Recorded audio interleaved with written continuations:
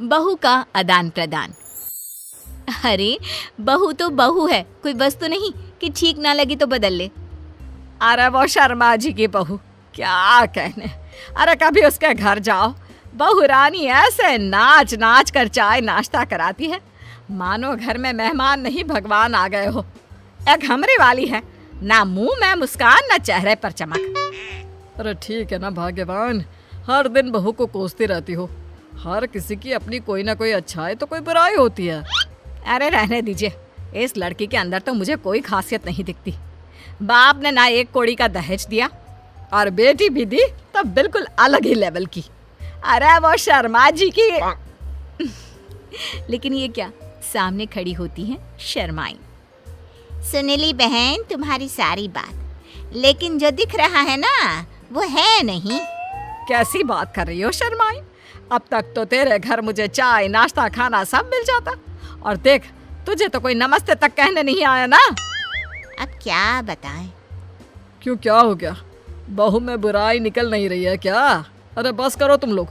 ये सोचो घर में 2 रोटी जो मिल रही है ना, वो यही तुम्हारी बहू दे रही है। क्यों?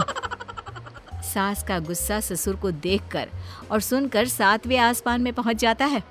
देखो जी, वैसा तो शर्माई सामने है, बोल नहीं रही हूँ, लेकिन आंख देख लो मेरी, सब समझ में आ जाएगा कि क्या कहना चाहती हूँ। अरे रहने देना रमा, ये पति लोगों की मोटी चमड़ी होती है। पहले माँ के सगे होते हैं, फिर बहू के। अरे हम तो इन लोगों के घर बस घुइयाँ छिलने आए हैं। वहाँ शर्मा जी का भी यही हाल है। बहू ना हो गई, यस बैंक का ATM हो गई है। तभी रमा देवी की बहू आ जाती है। नमस्ते आंटी, कैसी हैं आप? सीमा कैसी है आपकी बहू? आंटी चाय लेंगी? वाह, अरे शर्माइन, तुम्हारे तो भाग्य खुल गए जो इसने तुझसे 2 बात कर ली, वरना तो ऐसा लगे है कि हम पत्रकार हैं और ये मंत्री आइन बिना बोले ही निकल जाती है। अरे ठीक है ठीक है बहू, जा जाकर अदरक कूट कर चाय बना दे। हाँ, और हमें भी दे दिया 2 प्याली। बहू चली जाती है। चलो, हम लोगों का दुखड़ा तो अब जीवन भर का है। तू सुना, कैसे आना हुआ? कैसे क्या बहन, जो तेरी समस्या है वही मेरी। अरे मेरी वाली से तो परेशान हो गई हूँ। रिश्तेदारों के सामने पता नहीं क्या क्या बोलती है, क्या बताऊँ अब। खैर, रमा देवी शर्माइन की बात को बीच में ही काट देती है। कम से कम बहू बोलती चालती तो है, चिड़िया की तरह आंगन में चीह चिहाती तो है। हमारी वाली की तरह तो नहीं ना, शुतुरमुर्ग की तरह गले में मुंह डालकर बैठी रहती है। क्यों? खैर खैर खैर, कौन है जिसे जो मिलता है उससे वो खुश होता है? नहीं ना कोई।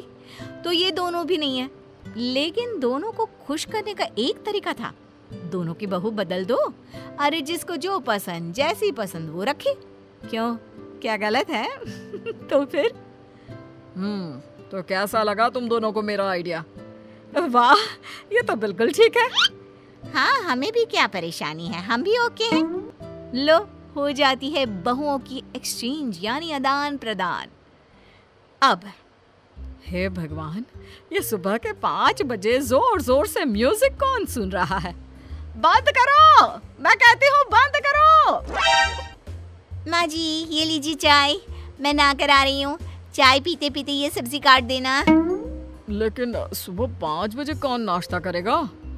ओहो ससुर जी, नाश्ता वो तो मैंने रात में ही बना दिया था। ये तो दिन का खाना है। और फिर जल्दी से दोनों आ जाइएगा, मैं नहा कर आ रही हूँ, फिर खूब सारी बातें करेंगे। बातें करेंगे? क्या क्या बातें करेंगे, और वो भी सुबह के 5 बजे? हाँ, थोड़ा लेट हो गया ना, कल से 4 बजे पक्का। हाँ। उधर शर्माइन के घर सुबह से नहा कर बैठे हैं, लेकिन मजाल है किसी की जो एक लोटिया भी धोकर दी हो पूजा के लिए। पता है पंडितों का घर है, लेकिन ना जी ना। बहू, अरे ओ बहू। बहू सोकर भी नहीं उठती है। किसी तरह शर्माइन सुबह का काम करके बैठी होती है कि सामने बहू आ जाती है। क्या है माँ जी, क्यों चिल्ला रही हो? मुझे शांति पसंद है, शांति। इतना खचर पचर की आदत नहीं है मुझे। अरे मेरी बेटी आ रही है, समझी? तो खाना बना लेना। रमा देवी की बहू खाना बनाकर कमरे में सोने चली जाती है। ननद के आने के बाद, माँ क्या बात है, घर बिल्कुल सूना लग रहा है, भाभी कहाँ है? अरे सो रही है। लेकिन भाभी तो मेरे आने से चहक चहक कर स्वागत किया करती थी ना। लेकिन तू तो अपनी माँ से कहते थे कि भाभी बहुत ज्यादा बोलती है। तू तो परेशान रहती थी ना भाभी की बोली से। हाँ पापा वो तो है, लेकिन भाभी की आवाज़ मिस भी कर रही हूँ। इतनी देर में तो भाभी न जाने कितनी बातें कर लेती। ये तो है, लेकिन अब सुकून है, कम से कम घर भर में शोर तो नहीं हो रहा। उधर रमा देवी, हे भगवान, आसपास के लोग आते जाते घर में झांकते जा रहे हैं कि कौन चिल्ला रहा है। मैं तो चली घर से बाहर, कम से कम कोई ये तो ना सोचे कि बहू को सास मार रही है। सच्ची हमारी बहू जैसी भी थी, कम से कम घर में शांति से तो रहते थे। अरे रहने दीजिए आप, कम से कम घर घर तो लग रहा है, नहीं तो वो वाली ने तो घर को लाइब्रेरी बना रखा था। रमा देवी की बड़बोली बहू। क्या बात है माँ जी, आप कुछ बोलती क्यों नहीं है? वो क्या है ना, आपके भाई आए थे, पता नहीं क्यों परेशान होकर चले गए।